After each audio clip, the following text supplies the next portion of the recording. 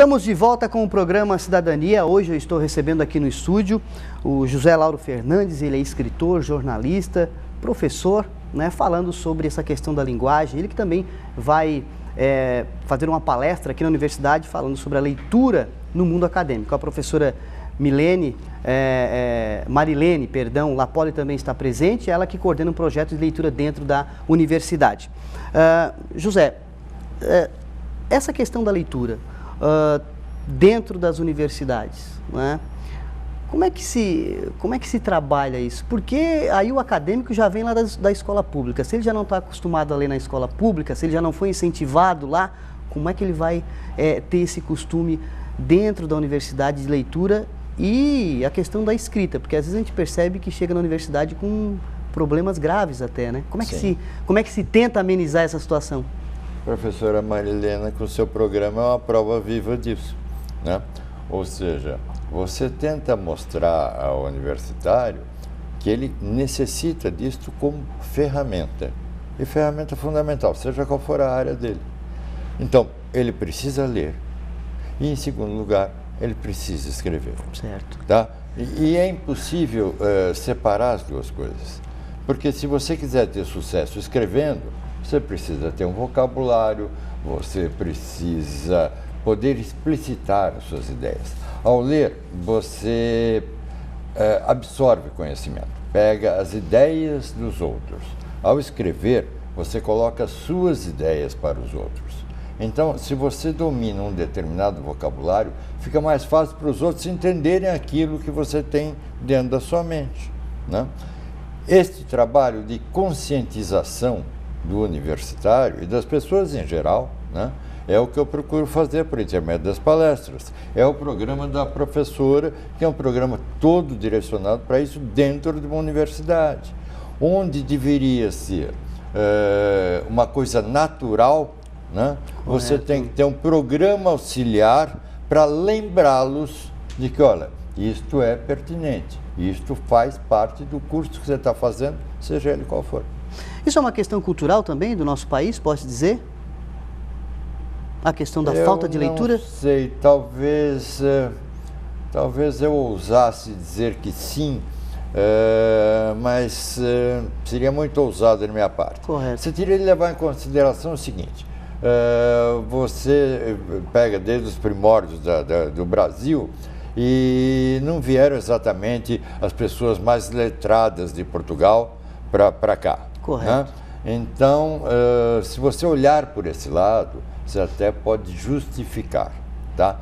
Mas depois de 500 anos, né? Não tem mais desculpa. Não tem, isso não serve muito como desculpa. Tá certo. Pode ter tido uma base, digamos assim, não tão bem formada, né? Mas depois de 500 anos deu tempo de ajeitar, deu tempo de chacoalhar e, olha, vamos fazer alguma coisa. Eu acho que a gente ficou muito com essa ideia de Brasil, país do futuro. Então se empurrou um pouquinho com a barriga, né? Claro. Bom, tá, isso não é problema meu, vai ser problema do meu filho, do meu neto e tal. E não, é problema nosso, estamos vivendo agora, estamos gerindo o país hoje, né? Estamos gerindo para o futuro, mas estamos fazendo isso hoje. Portanto, precisamos ser atuantes hoje, né? E aí você precisa ler e escrever. A falta da leitura, ela é também, vamos dizer assim, um problema quando se fala na escrita falando de uma forma mais de cidadania. Isso prejudica todo esse processo de cidadania? Sim. Se você não tem leitura, na realidade você mal é um cidadão, né? Porque você, apesar de cidadão, não tem consciência disso, né? A partir do momento que você se informa mais e tem mais conhecimento, você pode ser uma pessoa mais atuante, portanto, um cidadão atuante, né? Você pode passar a reivindicar ou a agir em detrimento de uma causa ou de outra. Se você não tem conhecimento, se você fica aliado de todo esse processo, né, por falta de leitura, e seja, agora já entramos inclusive na mídia em si, quer dizer, se você não lê jornal, se você não lê revista, isso, aquilo, você jamais vai saber daquilo que te cerca e jamais vai poder interagir, né, tanto com a sociedade como com o meio ambiente. Portanto, vai ser sempre um, digamos, meio cidadão, né? Você quer ser um cidadão completo? Vá, adquira conhecimento, se informe do que acontece ao seu redor, né? Tome consciência das coisas que acontecem na sua cidade, né? Eu fui informado agora que esse programa está indo ao ar no dia de Tubarão, não é isso? Do aniversário da cidade. Então, veja bem, como aniversário da cidade, a partir do momento que você começa a participar mais, você está dando um presente para a sua cidade. Um cidadão participativo é um presente para toda e qualquer cidade. Professora Marilene, nessa questão da cidadania, né, voltada para a leitura e para a escrita, como é que trabalha a Unisul? Olha, há vários professores, assim como eu, criamos estratégias de leitura, como bem disse o Dr. Lauro, deveria ser algo natural o gosto, o prazer pela leitura, não um hábito, mas um gosto, prazer de ler e ampliar a sua visão de mundo. E no específico da universidade, então há várias estratégias criadas para despertar isso. Por exemplo, no curso de Direito, quando a gente faz um café literário para discutir o Estatuto do Idoso, e aí amplia essa visão de como ser esse cidadão dentro da sociedade em relação ao olhar o idoso, né?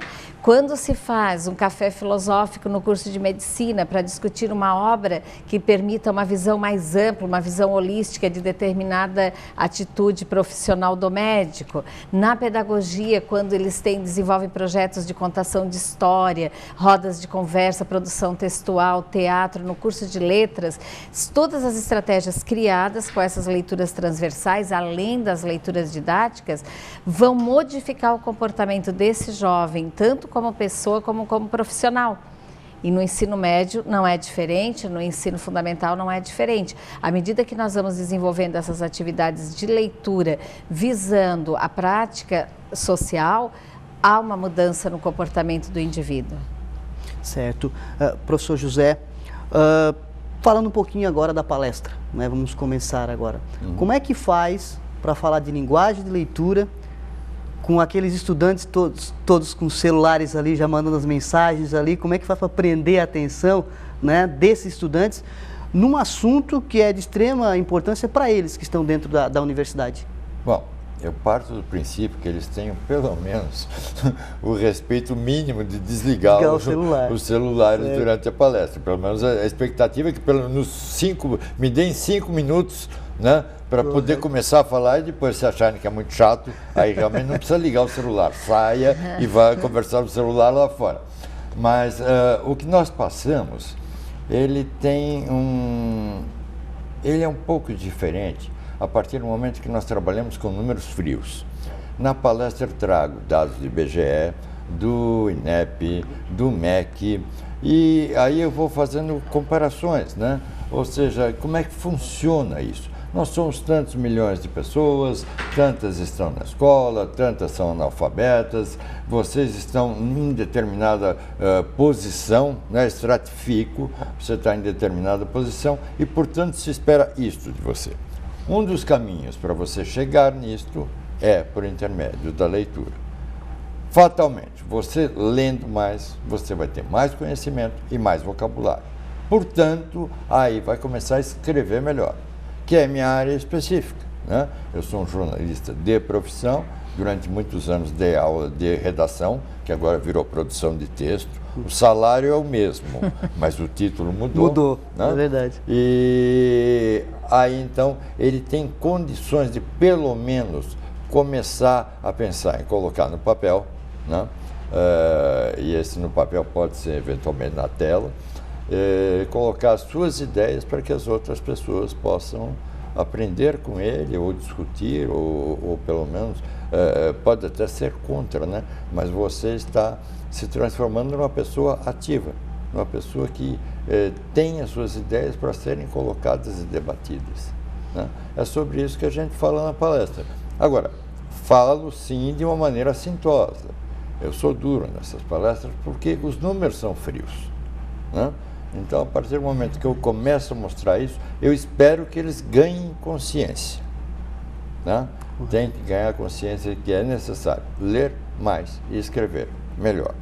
Depois termino fazendo alguma coisa sobre produção de texto Então, aí, de uma maneira bem leve, bem en passant, e termino ali com o esqueleto do que seria uma dissertação, um memorando, enfim, para que eles percebam que com um pouquinho mais de aplicação, só um pouquinho mais, também conseguirão realizá-la a contento. E aí depende de cada um melhorar ou não o seu próprio status dentro desse universo. Ok, nós vamos fazer mais um intervalo e daqui a pouquinho a gente volta com o último bloco do programa Cidadania. É já já.